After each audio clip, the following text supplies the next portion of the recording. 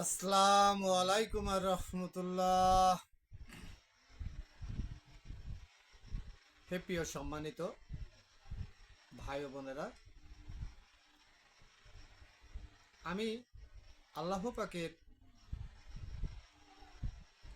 ক্ষুদ্র সামান্য একটি গুনাহগার বান্দা। আমি কিছু দ্বীন ইসলামের কথা বলবো।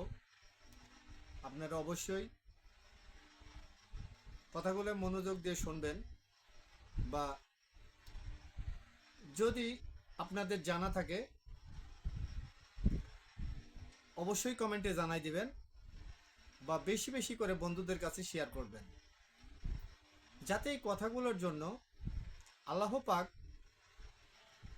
আপনাকে, আমাকে, বাবাকে, মাকে, ভাই বোনকে, গোটা পরিবারকে নিয়ে যেন আল্লাহ পাক জান্নাতে বসবাস করার তৌফিক দান করেন।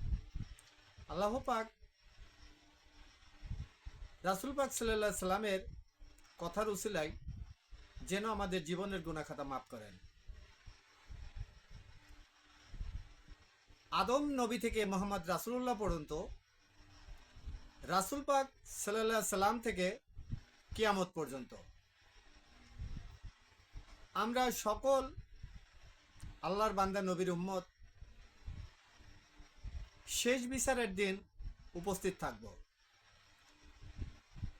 আল্লাহ পাকের শেষ বিচারের দিন সবাই একটাই শব্দ করতে থাকব, ইয়া নাফসি, ইয়া নাফসি।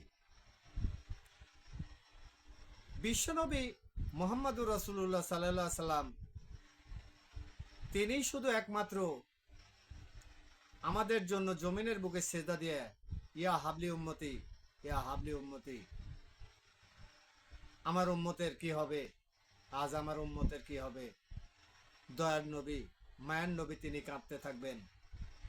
আল্লাহ পাক বিশ্বনবী মুহাম্মদুর রাসূলুল্লাহ সাল্লাল্লাহু আলাইহি সাল্লামকে বলবেন, হাবিব আপনি সিজদা উঠান, আপনি যা বলবেন আমি সেটাই আপনার কথা মেনে নেব।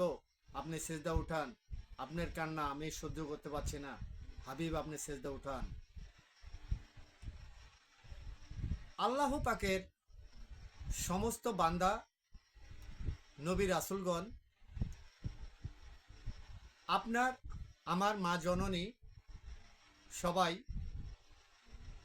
উলঙ্গ থাকব।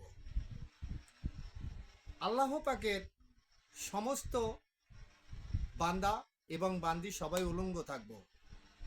সেদিন সর্বপ্রথম আল্লাহ পাক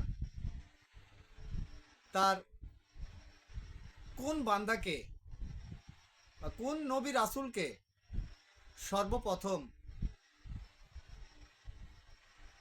ইজ্জত ঢেকা বস্তু তিনি দান করবেন।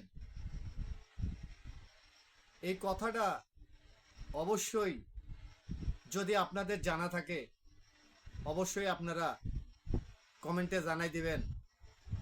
আল্লাহ পাক যেন আপনার উসিলায় হাজারো বাবা মা, ভাই বোন, দেশবাসী যেন সবাই উলঙ্গ থাকবো, সেই জায়গার যেন ইজ্জত ঢেকার বস্তু কে পাবে, সবারই এই কথা জানার জন্য আগ্রহ থাকতে পারে, সবাই যেন জানতে পারে ইনশাল্লাহ।